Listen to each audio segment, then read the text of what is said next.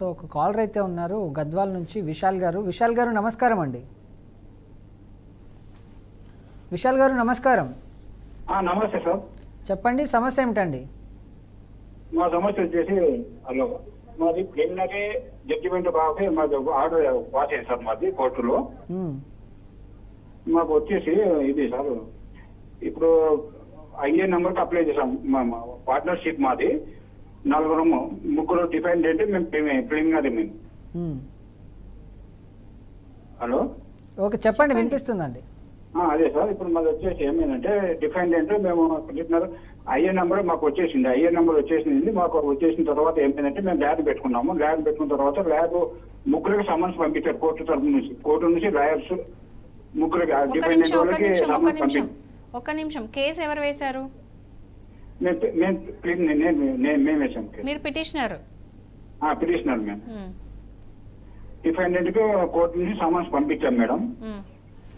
ముగ్గురికి వెళ్ళాయి, ఇద్దరు అటెండ్ అయ్యారు, ఒక్కరు అటెండ్ కాలేదు. ఇద్దరు కౌంటర్ కూడా ఫైల్ చేశారు మేడం. మాది ఏమైందంటే రిజిస్టర్ పోస్ట్ లో అక్కడ నుంచి అప్లాట్మెంట్ కార్డు అక్కడ నుంచి వచ్చింది ఇక్కడ కోర్టుకి. వీళ్ళు వచ్చిన దాన్ని వీళ్ళు సబ్మిట్ చేయలేదు. అది ఎక్కడ మిస్ అయిందని వీళ్ళంటున్నారు కానీ అది మాకు తెలియదు మేడం. ఇట్లా ఇప్పుడు ఒక లాయర్ అది మిస్ అయింది అన్నాడు. అది మేము అక్కడ ఎంక్వైరీ చేసి మళ్ళీ పోస్టర్లో ఎంక్వైరీ చేసాము. అన్ని ఎంక్వైరీ చేస్తే ముట్టింది వాళ్ళకని వాళ్ళు మాకు రిసిప్ట్ కూడా ఇచ్చారు మేడం. పోస్టర్ వాళ్ళు కూడా అది అక్నాలజ్మెంట్ రాలేదని మాకు ఇంతవరకు డిలే చేస్తున్నారు మేడం. ఇప్పుడు ఒక లాయర్ మార్చాము, మళ్ళీ రెండో లాయర్ కూడా మళ్ళీ సమన్స్ పంపించారు. మళ్ళీ కోర్టు నుంచే పంపించారు సమన్స్. రెండో లాయర్ కూడా అక్కడ నుంచి అక్నాలజ్మెంట్ ఆల్రెడీ కోర్టుకు వస్తుంది మేడం. ఎప్పుడో ఒకసారి మిస్ అవుతుంది కానీ పదే పదే మిస్ అవ్వదు అది. మళ్ళీ రెండో లాయర్ కూడా అది రాలేదని ఆ లాయర్ కూడా తీసి మూడో లాయర్ కూడా అప్లై చేస్తాం సార్. మూడో లాయర్ కూడా మళ్ళీ కోర్టు నుంచే సమన్స్ పంపించారు మేడం. ఇప్పుడు ఇది కూడా ఈయన కూడా అదే మాట అనుకున్నాడు. మళ్ళీ మా పరిస్థితి ఎట్లా మేడం? ఇప్పుడు 1 year అవుతుంది ఇది. ఓకే మీరు ఇప్పుడు ఏంటంటే డిఫెండెన్స్ ముగ్గురు డిఫెండెన్స్లో ఇద్దరు డిఫెండెన్స్కి అయితే సమన్స్ ముట్టింది, కౌంటర్ కూడా వేశారు. అండ్ థర్డ్ డిఫెండెంట్ తోనే ఈ ప్రాబ్లం అంతా. థర్డ్ డిపెండెంట్స్ కూడా 3 సార్లు పంపిస్తాము ఈ సమన్స్ కోర్టు తరఫున. సమన్స్ పంపించినప్పుడు అక్కడ రికార్డ్ ఏమని వస్తుంది అంటే రిపోర్ట్ ఏమో ఒకటి రికార్డులు పెడతారు కదా. అంటే ఏంటంటే రిసీవ్డ్ అనా, రిటర్న్డ్ అనా, రిజెక్టెడ్ అనా ఏమని వచ్చింది? అక్నాలజ్మెంట్ ఏమని వచ్చింది? మా అడ్వకేట్ ఏమంటాడు అంటే ఒకటే అంటాడు మేడం, అది అక్నాలజ్మెంట్ కార్డు అక్కడ నుంచి రావాలి మాకు అని అంటాడు. అవునండి, అక్నాలజ్మెంట్ రావాలి. అక్నాలజ్మెంట్ వాళ్ళకి ఏమని వస్తుంది? ఇప్పుడు కోర్టులో ఏదో ఒకటి వస్తుంది. రిటర్న్ అని వస్తుంది, రిజెక్టెడ్ అని వస్తుంది, లేకపోతే అంటే ఏమంటారు అసలు ఏముండదు, కంప్లీట్ జీరో ఏముండదు. అంటే అక్కడ అసలు వాళ్ళు వెళ్తే అక్కడ వెకేటో ఏదో ఒకటి ఉంటుంది. ఏదో ఒక రిపోర్ట్ అయితే వస్తుంది, రిటర్న్డా లేకపోతే రిజెక్టెడా. వాళ్ళు మాకేమంటున్నారంటే మీరు అది కోర్టుని పంపించాము, అది ఆన్లైన్ లో వస్తుంది కదా, ఆన్లైన్ లో కాపీ తీసుకురండి అంటే మేము పోస్టర్ లో పోయి ఆన్లైన్ కాపీ చేసి అది తెచ్చి ఇచ్చాము జడ్జి గారికి. ట్రాకింగ్ రిపోర్ట్ అది ఇచ్చాం మేడం. వీళ్ళు ల్యాబ్ లో ఏమంటున్నారంటే అది యాక్సెప్ట్ చేయడం లేదు, అది తీసుకోవడం లేదు ఆమె అని ఏదేదో మాకు అంటున్నారు. బయట డబ్బులు డిమాండ్ చేస్తున్నారు. సరే ఏదో చేస్తున్నాము లేదు. మీరు ఎక్కడి నుంచి మాట్లాడుతున్నారు? గద్వాల్ నుంచి మాట్లాడుతున్నారు కదా. లిసన్, మీరు వినండి. ఏదైతే మీరు పోస్ట్ పంపిస్తారో సమన్స్ వెళ్తుందో కోర్టు నుండి, ఆ సమ్మన్కి సంబంధించి కంపల్సరీ ట్రాకింగ్ రిపోర్ట్ ఉంటుంది. ఆ ట్రాకింగ్ రిపోర్ట్లో మీరు ఆన్లైన్లో చెక్ చేస్తే అందులో క్లియర్గా రిటర్న్డా, రిజెక్టెడా, యాక్సెప్టెడా ఏదో ఒకటి వస్తుందండి.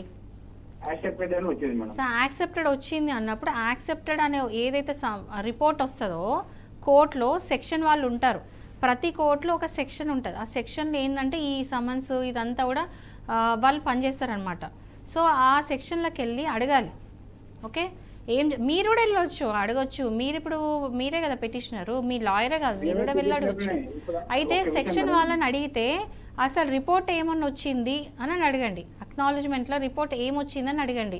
రిటర్న్ వచ్చిందా లేకపోతే యాక్సెప్టెడ్ వచ్చిందా అంటే మీరు ఏమంటున్నారు యాక్సెప్టెడ్ అని వచ్చింది. సో యాక్సెప్టెడ్ అనేది అది సెక్షన్ వాళ్ళ పని.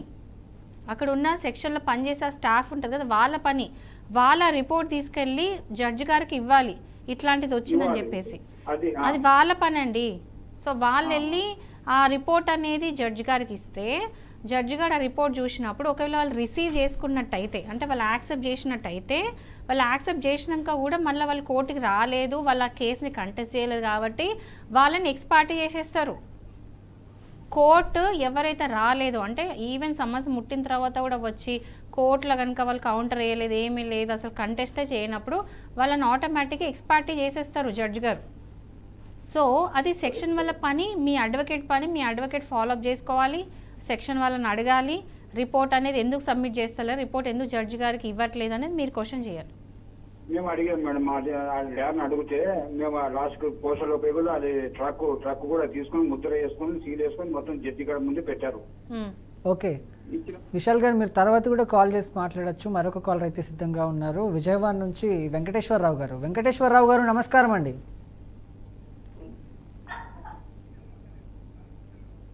వెంకటేశ్వరరావు గారు కట్ అయినట్టుంది, మీరు మళ్ళీ కూడా ప్రయత్నించవచ్చు. మరొక కాలర్ ఉన్నారు, విఠల్ గౌడ్ గారు నమస్కారం అండి. విఠల్ గౌడ్ గారు నమస్కారం అండి. హలో సార్ చెప్పండి, సమస్య ఏమిటండి? ఒక్క నిమిషం, మీరు టీవీ చూస్తున్నారా? టీవీ చూస్తున్నట్లయితే టీవీ సౌండ్ మ్యూట్లో పెట్టండి.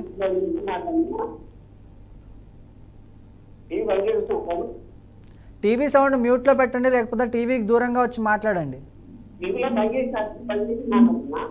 చెప్పండి ఇప్పుడు. నాకు ఇద్దరు బిడ్డలు కొడుకున్నారు. అయితే ఇద్దరు బిడ్డలు 50 లక్షలు. వాయిస్ క్లియర్ లేదు, మీరు కొంచెం గట్టిగా మాట్లాడరా విఠల్ గౌడ్ గారు?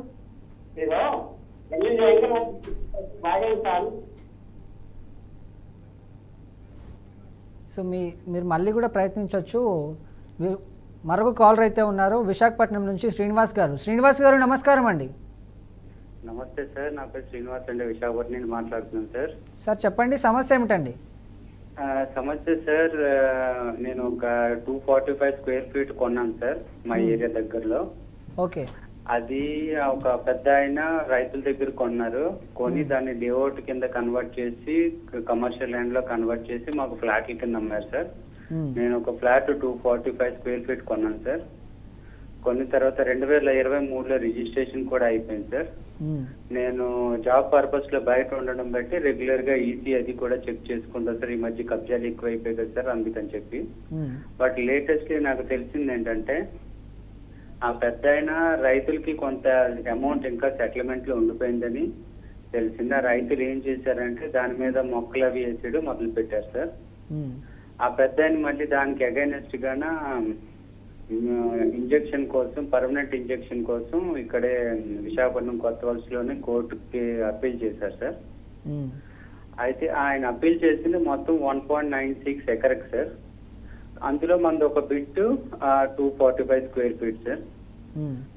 అయితే ఆయన ఎవరికైతే ఎవరి ద్వారా అయితే కోర్టుకి అప్పీల్ అయ్యారో ఆ లాయర్ని కలిసాను సార్ నేను. ఆయన అంటాడు, నువ్వు ప్రత్యేకంగా మళ్ళీ ఆ ఇంజెక్షన్ కోసం అప్లై చేయవసరం లేదు, ఎందుకంటే 1.96 లో మీకు 1.96 ఎకర్లో మీది 245 ఉంది కనుక మీరు ప్రత్యేకంగా అప్లై చేయవసరం లేదు, ఆయన మొత్తం ల్యాండ్కి అప్లై చేసుకున్నారు అని చెప్తున్నారు.